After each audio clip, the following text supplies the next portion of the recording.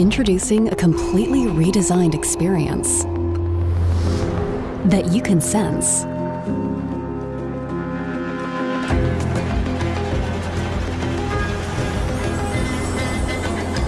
And that senses you. The new Dell Latitude laptops bring your work closer to you. This is 9 News with Natalia Cooper. Good evening. 2 women have drowned and a third is in hospital after they were swept into the ocean in Kurnell in Sydney's south. The major emergency unfolded at the same spot where 2 men lost their lives just a fortnight ago. Annalise Bolt is following the story.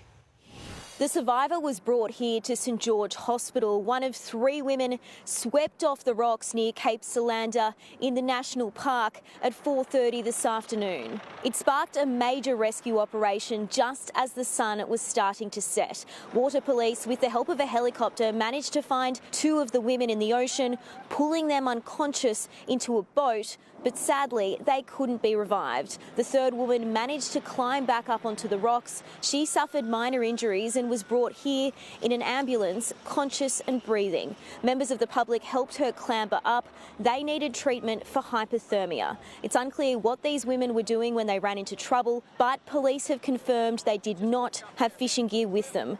This is a notoriously dangerous spot. Just 2 weeks ago, 2 rock fishermen died there after being swept into the ocean. And now this, a tragic end to the public holiday. Melbourne's King George V monument has been defaced by vandals. Live now to Isabel Quinlan. Izzy, they went to great lengths to damage this statue. They sure did, Natalia, and they filmed every single second of it. Posting their antics to social media, this video shows the vandals beheading the 70-year-old statue, covering it in red paint and then graffitiing, "The colony will fall on its base." Now, police said the attack occurred sometime overnight, but it wasn't reported until around 9 this morning, and that's when officers arrived on scene. They were shortly followed by clean-up crews who removed the red paint and graffiti. The City of Melbourne says it has covered the statue until it figures out its next step. Now, this is the 3rd colonial monument that has been targeted by vandals this year. In February, the Captain Cook statue was cut off at the ankles and left on the ground with a noose around its head, while the Queen Victoria monument was splattered with red paint. Police investigations are ongoing, Natalia. Anyone with information on this particular incident is urged to come forward. Izzy, thank you for the update.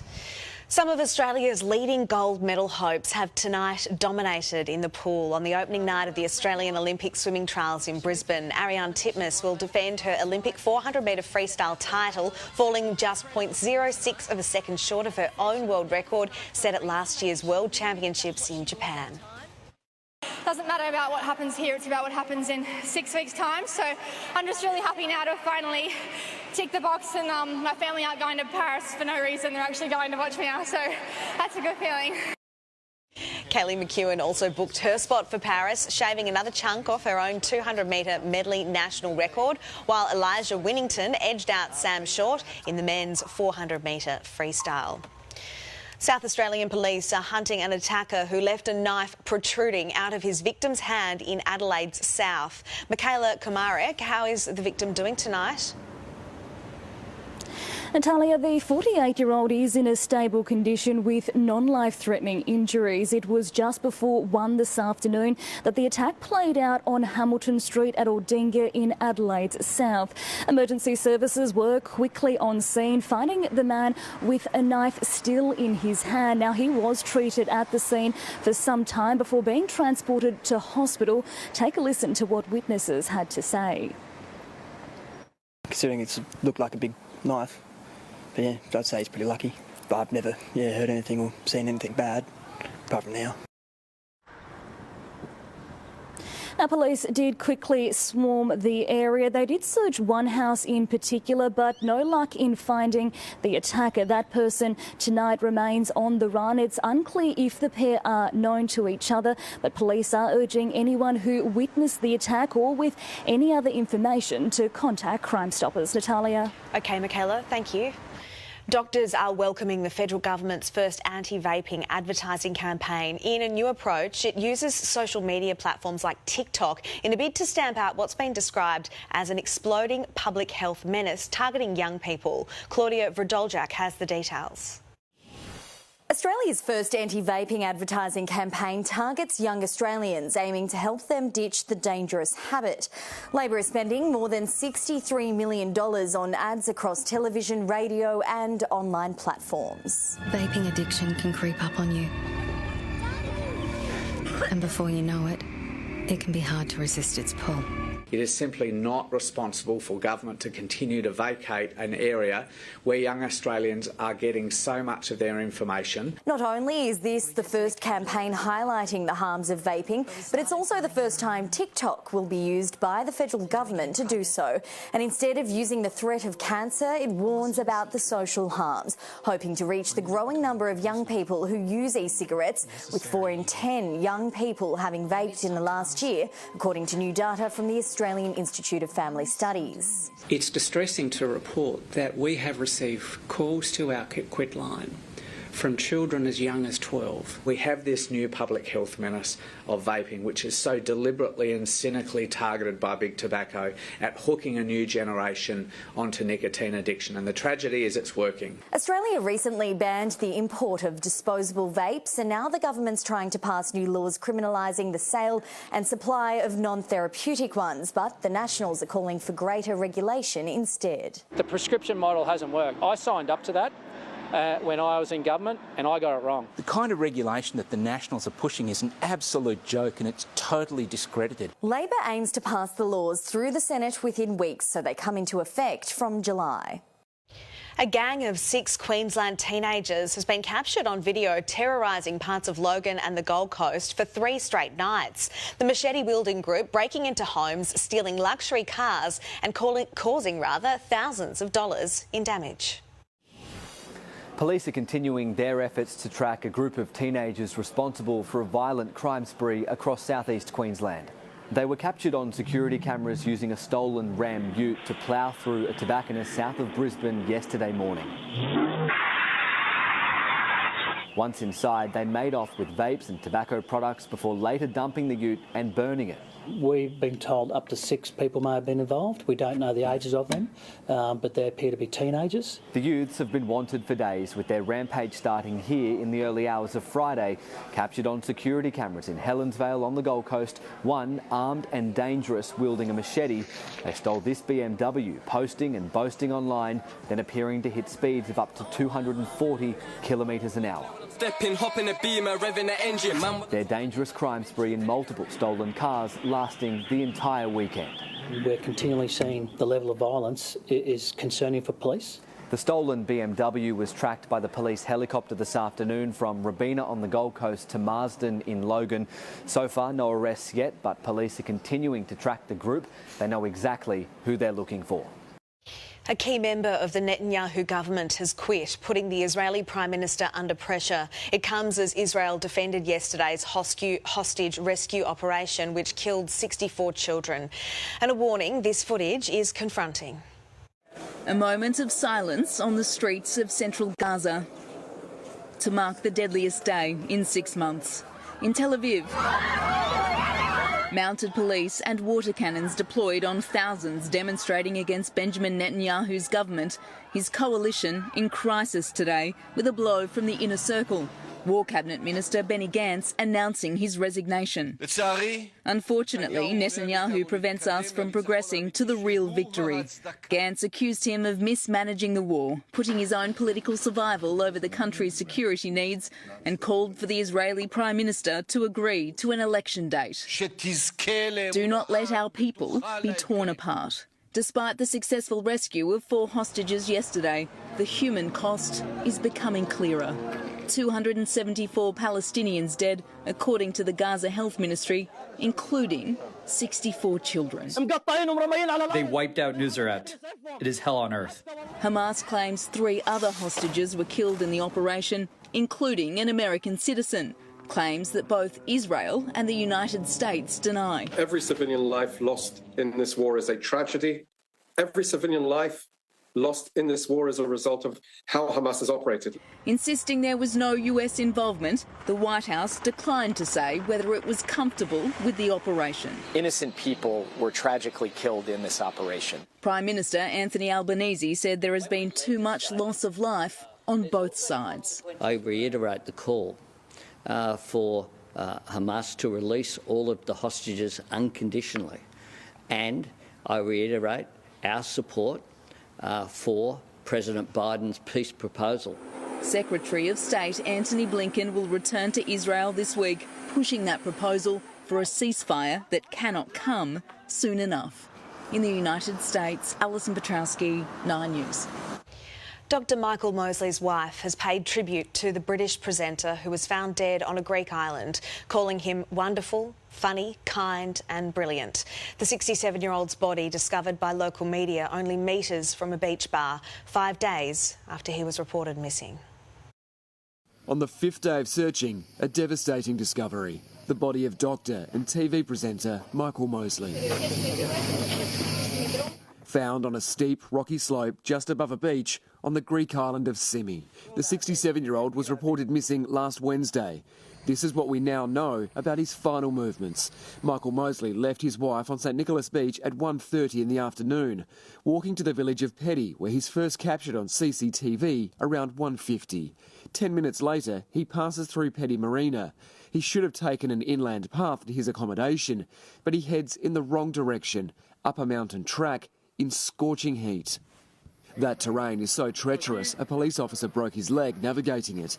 It's believed Michael eventually collapsed.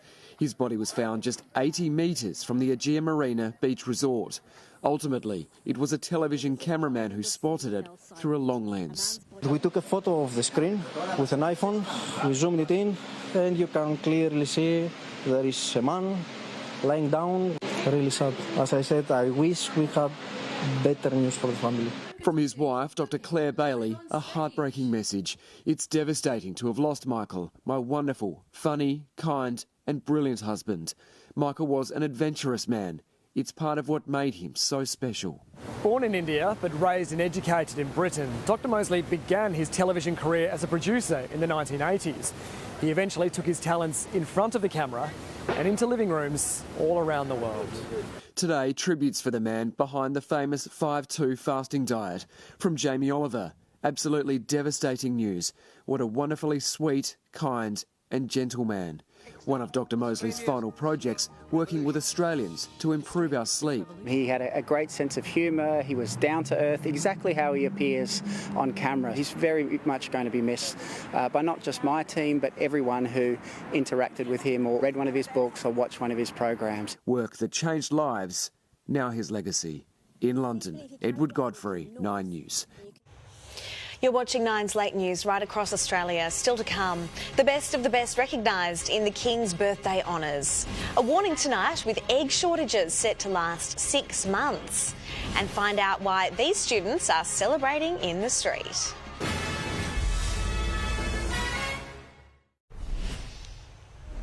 From politicians to professional athletes, today hundreds of brilliant Australians have been named on the esteemed King's Birthday Honours list. Emma Griffiths, even WA's former Premier, made the cut. That's right, Natalia. He was once Australia's most popular Premier, even dubbed State Daddy. Mark McGowan, now a companion of the Order of Australia. Today he's being recognised for the service to the people of WA, Parliament and, unsurprisingly, public health as COVID-19 infected the globe. Keeping his hard state border for almost 700 days and just 12 days in lockdown, he faced critics but didn't shy away from them. He's not the only Australian Premier to make the list though. Former Victorian Premier Daniel Andrews also given the same honour today, but his award wasn't so well received. In Western Australia, the former Premier there got an award, an AC. He retired a year ago, but he left his state in a better condition than he inherited. Daniel Andrews quite the reverse. Others recognised include 90-year-old Dr Laurie Upfold, who helped pioneer hearing tests for infants and later working on the hearing aid. I was flabbergasted. I didn't believe that it would do the job it was supposed to do, but it did. Port Adelaide's Judy Hunter also recognised for her 56 years with Meals on Wheels. Legendary golfer Peter Senior, the Queenslander, winning 35 titles over his 5-decade career, as well as cricketing great Glenn McGrath and comedian Hamish Blake for making Australia smile. 737 Australians recognised this year, Natalia, and all very inspiring. Emma, thank you. Shoppers are being urged not to panic buy eggs, with shortages now affecting 2 supermarket chains. Triggered by an avian flu outbreak at 5 Victorian farms, there's a warning tonight supply shortfalls could last more than 6 months. The shelves that usually stock plenty of eggs at these Aldi supermarkets were bare this afternoon. And Coles has imposed a purchase limit of 2 cartons per customer in response to the supply shortage triggered by the detection of bird flu across 5 Victorian farms. It's also stressful for the whole industry because we're all on edge at the moment. It's estimated around 700,000 chickens will be destroyed to stem the avian influenza outbreak. This could reduce fresh stock nationally by up to 500,000 eggs a day. Veteran egg farmer Brian Ahmed says in addition to the poultry cull, egg production naturally slows in winter. What you've got to remember is these aren't machines. We can't switch them on and off. Supply issues could last 6 months or more. Of course, if there's a big demand and less supply, then the price of eggs will go up. Shoppers are being urged to use common sense in relation to purchase limits. I would certainly encourage everyone to be respectful when they're shopping, but the very quick action that Victoria has taken, backed by the Commonwealth, has meant that this outbreak has not spread further afield. Amid the current bird flu outbreak, farmers want to assure the community that while eggs may be in shorter supply than usual, they are totally safe to eat. The supermarkets aren't the only ones that sell eggs. Look around. Emily Rice, 9 News. Donald Trump has held his second political rally since his conviction, the former president sweltering in 37-degree heat. It was revealed today he'll be questioned by New York probation officials in the next 24 hours. I'm up here sweating like a dog. Secret Service said we have to make sure everyone's safe. I said, what about me? Oh, we never thought of that. They don't think about me. I'm working my ass off. I'm working hard. This is hard work. The probation interview is a required step in the legal process ahead of his July sentencing. There were scenes of sheer jubilation as high school students in central China finished their college entrance exam. Teenagers ran out onto the street, some jumping up and down in celebration, others posing for photos to remember the milestone. After the break, brewing blues for one beer maker. All the finance news with our guru, Scott Phillips. That is next. We're checking in now with our late news regular money man, Scott Phillips, Chief Investment Officer at Motley Fool. Scott, the rising cost of living is taking a bite out of craft beer, with a major brewer closing part of its operation. Natalia, good evening. Yeah, you know things are tough when even beer sales are down. We're down about 100 million litres a year over the past 5 years, believe it or not. And a Lion, now owned by Asahi, is talking about closing its Malt Shovel brewery, where a lot of its craft beers are made, and relocating some of that business elsewhere. This is obviously partly cost-cutting for the brewer, but it does reflect a dip in craft beer sales, given they tend to be more expensive than the more mainstream beers. Australia's biggest poker machine maker might be moving away from online gaming in a major shake-up for the company. This is really interesting too. So Aristocrat Leisure, people know, they probably know they're Queen of the Nile pokies and plenty of others besides. They moved a few years ago now into online gaming as a way to diversify their business. They figured, look, we're good at making games. Maybe, poker machine legislation around the world gets tighter. Maybe things change. Let's have another string to our bow. It's been remarkably successful. Their business called Pixel United has done a really amazing job growing sales and profits really strongly. But the board now considering maybe hiving that off and going back to business as usual. If they do, expect more than $1 billion from the sale. A blow for people hoping for a rate cut sooner rather than later, with some fresh data out of the US. One day I'll bring you some good news on race today, but that's not going to be today, unfortunately. In the US, jobs data was really strong. The US economy is performing really nicely. Now, great news for them economically, but what it does mean is the US Federal Reserve, their version of our Reserve Bank, doesn't need, or maybe not need, to cut rates as early as otherwise needed, basically because the economy is doing really, really nicely. Now, it doesn't mean the RBA needs to follow their lead, but global interest rates tend to be something that really gives our RBA their, I guess, impetus. Now, we know the European Central Bank and the Bank of Canada have recently cut rates, so there is a chance, but the US not cutting rates does put a bit of a damper on hopes of a rate cut here anytime soon. OK, Scott. Staying overseas, what are the US futures pointing to? At the moment, it looks like a slight decline on the back of that data and others, down about 0.2% when Wall Street opens later tonight. OK, thank you so much. Thanks, Natalia. I'll be back with your national weather forecast right after this break. Switch on a Daikin Alira X split system with advanced streamer technology to remove more than 99% of harmful indoor air pollutants and surround yourself with cleaner air this summer. Daikin, perfecting the air. Let's take a look at your national weather forecast now. To the charts, and a cold front and complex low will bring blustery winds and wet weather to southeast South Australia, southern New South Wales, Victoria and Tasmania, falling as snow over the alpine regions. So for Brisbane tomorrow, sunny and 23 degrees, partly cloudy and 19 the top for Sydney. Melbourne could get up to 10 millimetres in the gauges and a top of 16 degrees, up to 15 millimetres set to fall in Adelaide, Perth, showers and 20 degrees. Darwin will be mostly sunny and 28. Looking ahead to Wednesday, and Brisbane will be sunny and 24, partly cloudy and 19 once again in Sydney. Showers easing and a top of just 13 degrees in Melbourne. Adelaide, a possible morning shower and 18 the top. More showers to fall in Perth, and Darwin is the place to be. Mostly sunny and 28 once again. And that is Nine's late news for this Monday. Our next news is at 5 a.m, followed by the Today Show. I'm Natalia Cooper. Thanks for joining us and good night.